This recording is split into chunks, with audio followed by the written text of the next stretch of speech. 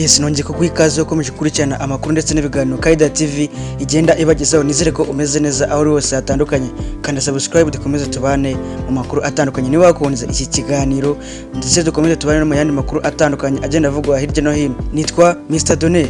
General Hakizimana Antoine Jeva usigaye avuga ko ari we mugaba mukuru w'ingabo za CNRD cyangwa se FRN, umutwe urwanya ubutegetsi bw'u Rwanda, yatangaje ko uwo bahanganye cyangwa se RDF atigeze aborohera na gato.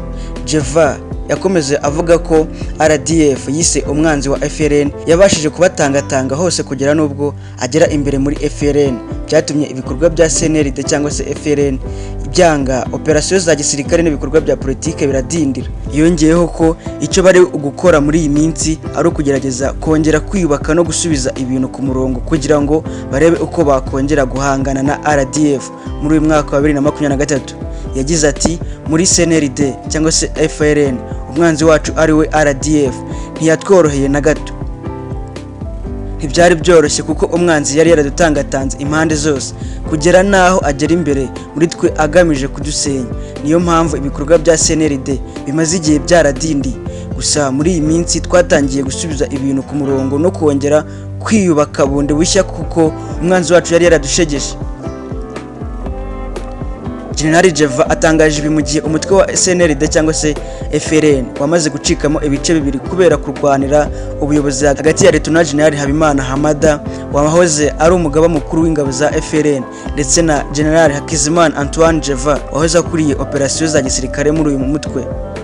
General Jeva avuga ko ubu ari we mugaba mukuru w'ingabo za FRN ngo kuko Lieutenant General Hamada yirukanywe kuri uwo mwanya, mu gihe abashyigikiye Lieutenant General Hamada batabikozwa bavuga ko ari we ukiyoboye ingabo za CNRD cyangwa se FRN. Gusa kugeza ubu hari urujijo kuri kuyobora ingabo za FRN muri iyi minsi kuko buri wese avuga ko ari we mugaba mukuru w'uyu mutwe. Ni mu gihe nanone bikomeza bivugwa ko intandaro y'amakimbirane umutwe wa FRN nuko igiye gucikamo kabiri.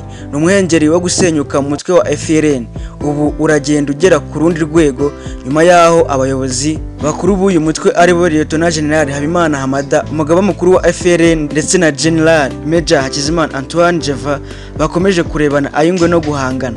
Reka turebere hamwe uruhare rw'uwitwa Twagirimungu Faustin ubwo impuzamashyaka ya CNRD yari ikiri hamwe Rusesabagina akiri umuyobozi wayo. Twagirimungu Faustin amwungirije nibwo amakimbirane umutwe wa FRN wari ugishamikiye ku mpuzamashyaka ya MLCD ubumwe yatangiye kuzamuka. Ibi ngo byatewe nuko Twagirimungu Faustin yaratangiye guca bagenzi be inyuma ari muri gahunda zo gushinga undi mutwe witwara gisirikare, abitewe nuko hari ibyo yaratangiye kutumvikanaho na Rusesabagina ndetse ngo hakaba bari basanzwe bafitanye inzika kubera ko kuva na mbere hose Rusesabagina atiyumvagamo Twagirimungu. Amakuru aturuka mu bahoze ari abarwanyi ba FRN nuko bamwe mu basirikare bakuru ba FRN barimo Colonel Anastase Hategekimana uzwi ku izina rya Colonel 49 yavuye muri FRN kugira ngo yinjire mu mutwe w'igisirikare gishya wiswe Intimirwa wari warashinjwe na Twagirimungu. Ibi byabaye hashize iminsi 15 nyuma yuko Colonel Alex Rusanganwa uzwi ku izina rya Guado nawe avuye muri FRN ngo yinjire muri uyu mutwe wa Twagirimungu. Nkuko amakuru yizewe abitangaza, imwe mu mpamvu z'ingenzi zatumye aba bafise bava muri FRN ni amakimbirane y'imbere adahwitse ajyanye hanini n'amadolari ya Amerika ibihumbi 150 abashyigikiye FRN bakorera mu mahanga bohereje mu mwaka wa 2018 kugira ngo batere inkunga ibikorwa by'iterabwoba byibasiye leta y'u Rwanda bikozwe na FRN. Byavuzwe ko ayo mafaranga yose yanyerejwe n'umuyobozi w'umutwe wa FRN ushinzwe ibikorwa bya gisirikare General Major Antoine Hakizimana uzwi ku izina rya Jeva. Inkomoko igaragaza ko ibyo byaje gutuma benshi mu bo ayoboye bigomeka kuko ari bo boherejwe ku rugamba ariko ntibabone uko bagaruza imbaraga batakaje. Nyuma y'icyo cyuho Twagirimungu Faustin yihutiye gukoresha amakimbirane ari muri FRN binyuze mu nzira zimenyerewe muri FRN bita umukino wo kwihorera, bimufasha kwigarurira ingabo zikomeye muri uwo mutwe. Byatumye muri FRN batangira kwihishana.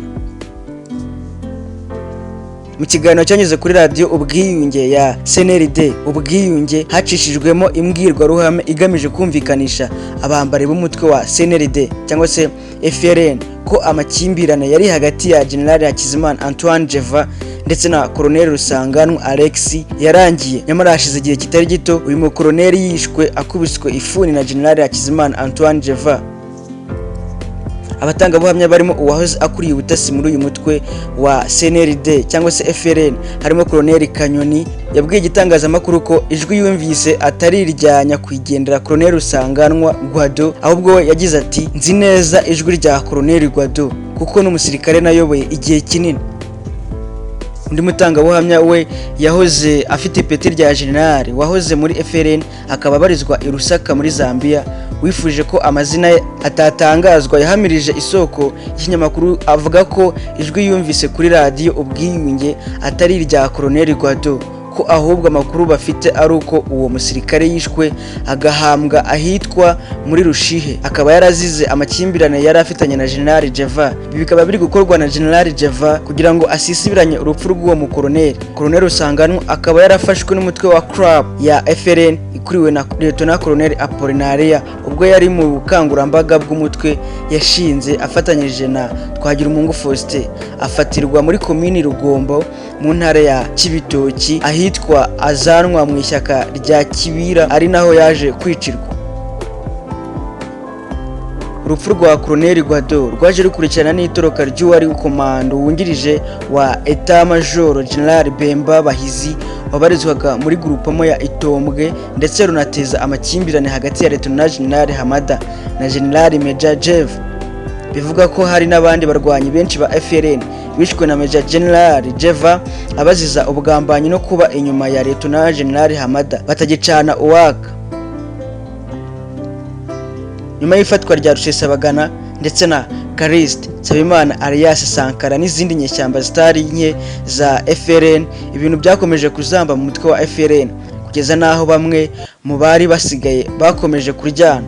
Ni mu gihe kandi no ku rwego rwa politike rw'uyu mutwe harimo ibibazo by'abari bagize komite nshingwabikorwa bakuriwe na Hatiyakimana Felicien na Chantal Mutega bahise birukanwa bashinjwa gusuzugura General Major Jeva abategekaga kwemeza ko ingabo za FRN zifite ibirindiro muri Nyungwe, ariko bo bakavuga ko bari bamaze kurambirwa guhora batangaza ayo makuru y'ibinyoma.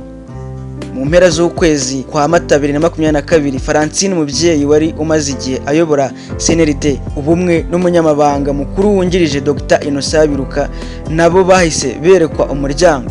Amakimbirane, urwikekwe ndetse no kwishishanya muri FRN yari amaze igihe kinini yatewe n'ifatwa ry'abayobozi bakuru bayo byatumye batakaza inyeshyamba nyinshi muri RDC ndetse abandi bafatwa mpiri boherezwa mu Rwanda. Ibyo kandi byaje gukurikirwa n'ubwumvikane buke hagati y'abayobozi b'umutwe w'inyeshyamba zishamikiye kuri MRCD arizo FRN ari bo Lieutenant General Habimana Hamada ndetse na Major General Hakizimana Antoine Jeva umwungirije ku buyobozi bw'ingabo. Amakuru yizewe ava muri FRN yemeza ko ihirikwa rya Francine Mubyeyi ryari rishingiye ahanini ku makimbirane amaze igihe hagati ya Lieutenant General Habimana Hamada ndetse n'umugaba mukuru w'ingabo za FRN na Hakizimana Antoine Jeva umwungirije bamaze igihe batumvikana. Ngo ibi byateje amacakubiri muri FRN bituma havuka ibice bibiri, ariko igishyigikiye General Major Hakizimana Antoine Jeva akaba aricyo gifite imbaraga, kikaba cyarahisemo kwikiza igishyigikiye Lieutenant General Habimana Hamada cyari kiyobowe na Francine Mubyeyi. Ikindi cyatumye Umubyeyi Francine yirukanwa gishingiye ku moko, kuko uyu mutegarugori bajyaga bamushinja ko ari umututsi ndetse bagakeka ko yaba akorana na leta y'u Rwanda. Hiyongeraho kandi yirukanwa rya Dr Innocent Biruka wari umunyamabanga mukuru wa CNRD naryo ryateje umwiryane muri FRN.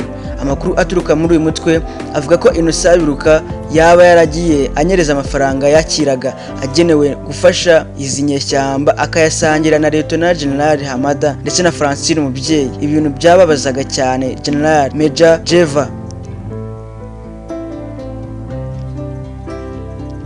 Uyu mwuka mubi hagati ya General Hamada na General Major Jeva uraca amarenga ko aba bagabo ubwabo bagiye guhigana, dore ko umwe ashinja undi gukora mu gihe undi aba yibereye muri business ze ndetse ngo akaba arangwa n'ubwoba ku rugamba. kugeza ubu muri FRN hatangiye kugaragaramo ibice bibiri, kimwe gishyigikiye Lieutenant General Hamada kiganjemo abanyapolitike n'ikindi gishyigikiye General Major Jeva, by'umwihariko abarwanyi ba FRN bari ahitwa Hewabora mu burasirazuba bwa RDC baheruka kwandikira Lieutenant General Hamada ko batamwifuza. Amakuru aturuka muri FRN yemeza ko abarwanyi bashyigikiye General Major Jeva ndetse ko ari we wabategetse kwandika iryo tangazo. Ku rundi ruhande hari n'abandi barwanyi nabo bashyigikiye Lieutenant General Hamada, by'umwihariko abari mu gice cy'u Burundi. Ibi bikaba biri kuganisha mu gucikamo ibice bibiri mu mutwe wa FRN, bamwe ku ruhande rwa General Major Jeva, abandi ku rwa Lieutenant General Hamada. Ndagushimiye twabanye, kora subscribe dukomeze tubane amakuru atandukanye tugenda tubagezaho. Nitwa Mr Done, ciao ciao.